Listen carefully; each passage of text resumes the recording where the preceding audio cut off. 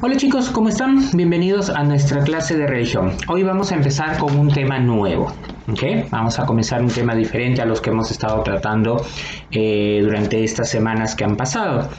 Antes quiero que tú veas esto. ¿Qué es esto?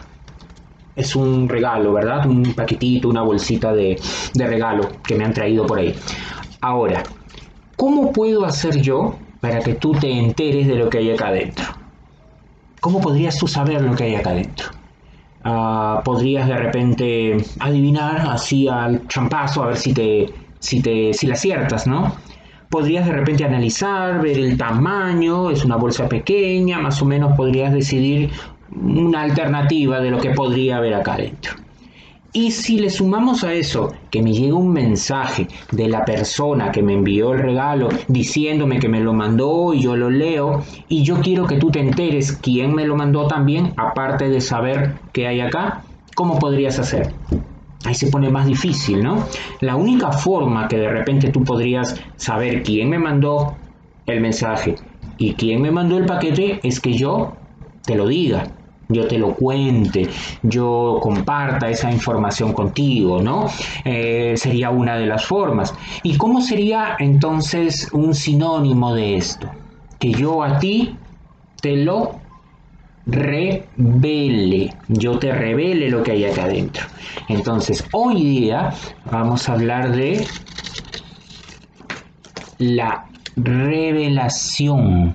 ¿Qué es la revelación? Estamos hablando de la revelación divina, la revelación de Dios. ¿Cómo la iglesia acepta que Dios se revela ante nosotros? No revelarse de rebelión, revelarse con V, revelar, se manifiesta, se hace presente, se muestra y nosotros tenemos la convicción de que existe porque hay ciertas manifestaciones que nos revelan que Dios existe, ¿no? Entonces, bien, primero tenemos que definir un poquito lo que es la palabra revelación en teología o en religión, pues, ¿no? Revelar es descubrir algo, hacer presente algo, comunicarse también con algo o con alguien, ¿no? Sea una comunicación activa, que es de continuo conversación, o una comunicación pasiva que es solamente de escucha y yo no participo de esta comunicación, yo no hablo, pero escucho, ¿no? Eso es básicamente lo que la religión y la teología dicen de lo que es la revelación, ¿no? Comunicarse con alguien a través de que esta entidad se descubre, esta identidad sobrenatural o superior se descubre, ¿no? Según la tradición del judaísmo, nos dice que hay dos formas de comunicarse con una entidad, ¿no? Con una entidad sobrenatural o una entidad divina. Directamente con la deidad, o sea, con el Dios, o utilizando algún agente. En la religión católica serían los ángeles. Los ángeles son como los agentes, los intermediarios que traen la revelación que quieren comunicarnos, ¿no? Se puede decir que las personas que reciben este tipo de comunicación o este tipo de revelación se les cataloga de dos maneras. Pueden ser místicos, que son las personas que reciben la comunicación, o también pueden ser profetas. ¿Cuál es la diferencia? Que los místicos solamente es la persona que experimenta esta manifestación y que la puede contar, ¿no? El profeta recibe un encargo y recibe un don, que es el don de predecir un poco las cosas o de hablar en su nombre y decir algunas cosas que podrían o no podrían suceder. Si redondeamos un poco esta idea, podríamos decir que todos los profetas son místicos porque han recibido un tipo de comunicación, pero no todos los místicos serán profetas porque no todos han recibido ese don que han recibido los profetas, ¿verdad? Entonces hasta ahí estamos claros. Todas las religiones, tanto el judaísmo, el islamismo, el cristianismo, todas tienen un libro al que consideran divinamente inspirado, o sea que fue escrito cuando las personas que lo escribían recibieron una inspiración divina, una revelación divina y la transcribieron en el papel, ¿no? En nuestro caso es la Biblia, en otros casos es el Corán, ¿no? Cada uno tiene su libro sagrado, ¿no? Ahora bien, Estas revelaciones obviamente son actos de Dios, ¿no? Que se revela ante los hombres. Ahora, tenemos también dos tipos de revelaciones, la revelación de manera natural y de manera sobrenatural. ¿Cómo es eso? Estas dos maneras de revelarse. La manera natural es cuando la presencia de Dios se revela a través de toda la creación, de la naturaleza, de la apreciación de la naturaleza, de la apreciación de los valores del hombre, incluido, ¿no? Y las cosas sobrenaturales, que no son de la naturaleza, ya es una cosa más específica de comunicación, como lo que hemos hablado hasta hace un momento, ¿no? Las cosas sobrenaturales, ¿no? ¿Cómo es que estas revelaciones se transmiten, ¿no? Porque ya, ok, hay una revelación, muchos personajes de la historia bíblica han tenido revelaciones divinas. ¿Cómo es que se transmite? Esto se transmite de dos maneras, a través de la Biblia y a través de la Sagrada Tradición. ¿Qué es la Sagrada Tradición? Es toda la tradición oral que los apóstoles o las personas inspiradas como los profetas, como los místicos, transmitieron de manera oral, enseñanzas, doctrinas, ¿no? Y la Biblia es todo lo transcrito, ¿no? La palabra de Dios transcrita supuestamente por esta inspiración divina que tuvieron los autores de los libros y de los evangelios, ¿no?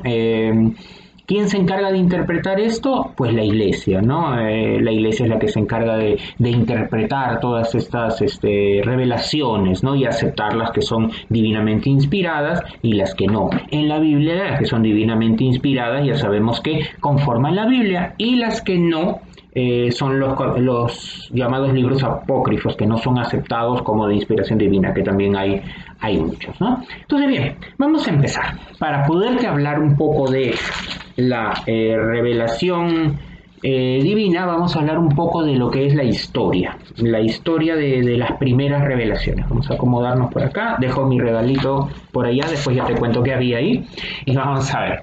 Vamos a hablar de un personaje, el primer personaje bíblico que recibió una revelación divina, este señor, ¿okay? ¿Qué podemos observar de este señor? Que es como un pastor, ¿no? Es un pastor de ovejas, sí, con la vestimenta clásica de la época, que pastaba sus ovejitas, ¿no? Este señor se llamaba Abraham.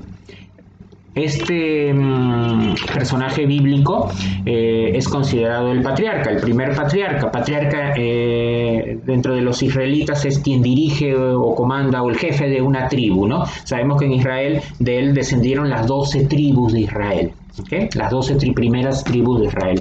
Abraham estaba casado, ¿no? Tenía su esposa. Ambos eran muy mayores y ellos lamentaban mucho el hecho de haberse hecho viejos sin haber tenido nunca un hijo, ¿no? Él recibió la primera revelación de Dios. Escuchó por primera vez la voz de Dios, que le dijo que abandonara el lugar donde vivía. ¿Y dónde vivía este señor Abraham? Vivía en una ciudad llamada Harán. Harán es lo que es una ciudad que se encuentra en lo que es ahora Turquía, ¿okay? Ahí se encontraba Harán. Harán era una ciudad llena de templos. Y si había muchos templos es porque en ese tiempo y en ese lugar se adoraban a muchos dioses, ¿no? Entonces toda la gente que vivía ahí tenía que adorar muchos dioses. Sin embargo, Abraham recibió un mensaje de alguien que le dijo que solamente había un solo Dios y que esto no era valedero. Y que como esto no era valedero, él tenía que irse de esta ciudad de Harán y trasladarse a otra ciudad, a Canaán, que buscara estas tierras de Canaán donde él iba a proliferar su descendencia, ¿no? Que él iba a poblar. Y él dijo, pues ¿cómo voy a poblar si no tengo hijo? Y encima ya mi esposa Sarai ya está muy mayor y yo también. Entonces Dios le hizo la promesa de que iban a tener un hijo. En el trayecto, mientras él se dirigía a Canaán, su esposa salió embarazada y tuvo a su hijo Isaac. ¿Okay? Entonces, Abraham es considerado el primer patriarca, porque de ahí nacieron todas las 12 tribus, y también es considerado el padre de la fe en el único Dios, porque él fue el primero que habló de la existencia de un único Dios por la revelación que había tenido, ¿no? Él era Abram y después Dios le cambió su nombre a Abraham con H, y a su esposa Sarai le cambió el nombre a Sara. ¿Okay? Su hijo fue llamado Isaac. La mayor prueba de obediencia de Abraham fue el hecho de sacrificar a su hijo. Dios le ordenó: sacrifica a tu hijo sobre una losa. En ese tiempo se acostumbraban a sacrificar corderos, ¿no? El cordero de Dios. Sacrificaban a un animal como una ofrenda de agradecimiento por las cosas que obtenían, ¿no? Y él, sufriendo y con el dolor de su alma, se llevó a su hijo, y cuando estaba a punto de sacrificarlo, pues recibió otra revelación divina, pero no directamente de Dios, sino de un intermediario, de un agente, como dijimos, que era el ángel, un ángel que se le apareció, un personaje que le dijo que no lo hiciera, ¿no? Que Dios había probado su fe, pero que no era un mandato, no quería la muerte de su hijo Isaac, y que, bueno, simplemente era una prueba para ver su obediencia, y que él pasó la prueba y que no tenía que matar a su hijo, ¿no? Entonces, bien, sabemos que él, entonces dijimos, es el primer profeta, el primer patriarca, un místico que recibió el mensaje de la revelación de Dios, y es el padre de la fe en el único Dios. Él tuvo, como dije, sus muchísimos descendientes, y todos sus descendientes son llamados israelitas, todos estos que están aquí, ¿ok?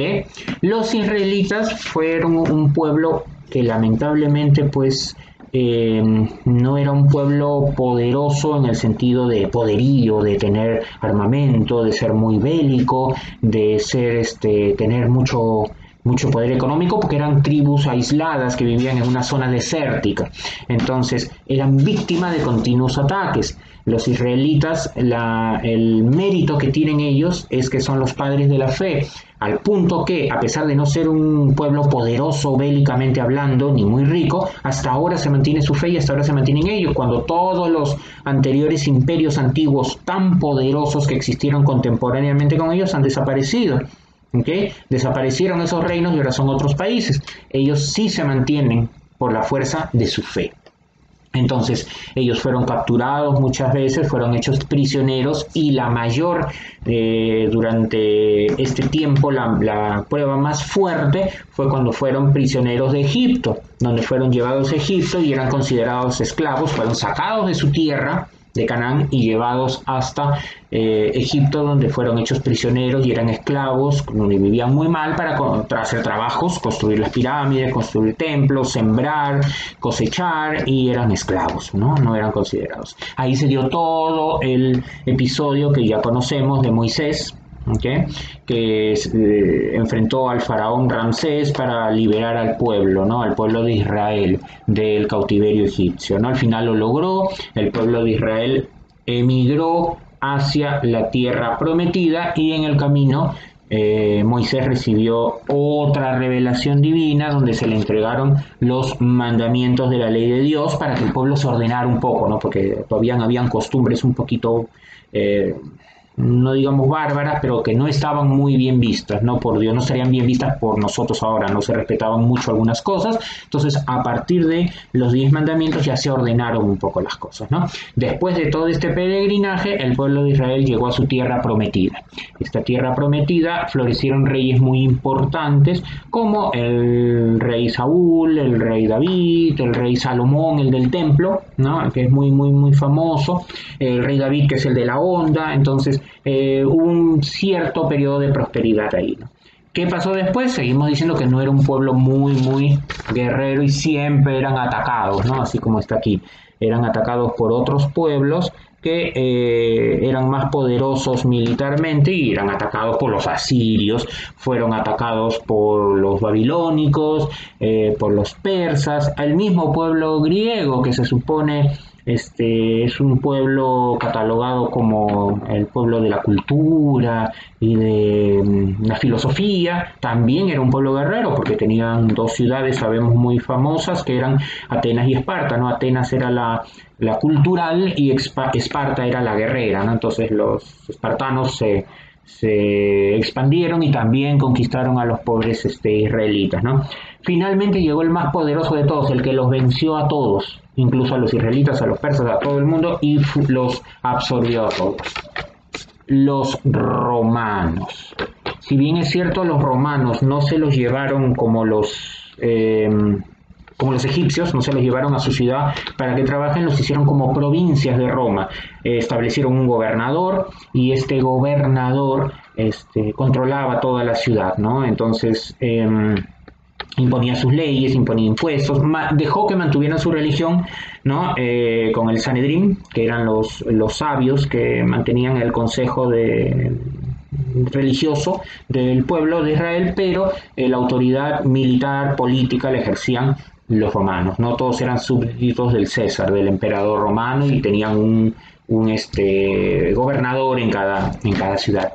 Bajo esta situación de estar sojuzgados tanto tiempo y de encontrar los textos de los profetas, los primeros místicos que recibieron la revelación, empezaron a añorar esas revelaciones que hablaban de una liberación y empezaron a buscar un salvador, un redentor que estaba profetizado, como fue un pueblo que tantas veces y durante tanto tiempo estuvo dominado y sojuzgado por diferentes pueblos que los mantenían bajo su dominio. Los profetas, valga la redundancia, profetizaban que iba a venir alguien para liberarlos, ¿no? Sabemos que mucho tiempo después llegó Jesucristo, que no era un líder militar ni belicoso, sino que liberó de otra manera, ¿no? No solo liberó al pueblo de Israel, sino que liberó a todo el mundo de la situación del pecado y se extendió su fe y su palabra, ¿no?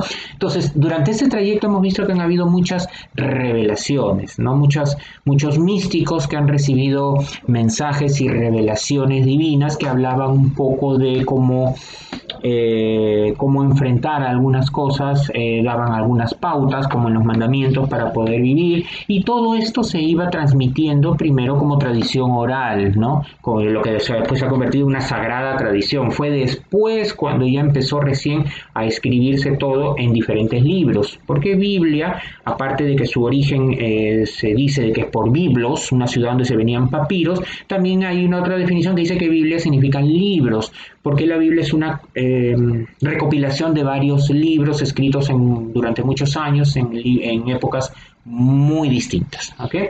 Entonces esta recopilación de libros forma la Biblia, ¿no? Entonces tenemos que esta revelación se transmite a través de la escritura, la Sagrada Escritura y la Sagrada Tradición, ¿no? ¿De qué manera podemos o tenemos formas de manifestarse esta revelación? De manera natural, con toda la naturaleza que nos rodea y con el hombre como centro de la naturaleza, de la creación, perdón, ¿no? Respetando toda la naturaleza, y la manera sobrenatural, que es la comunicación directa con alguna divinidad, ¿no? Superior.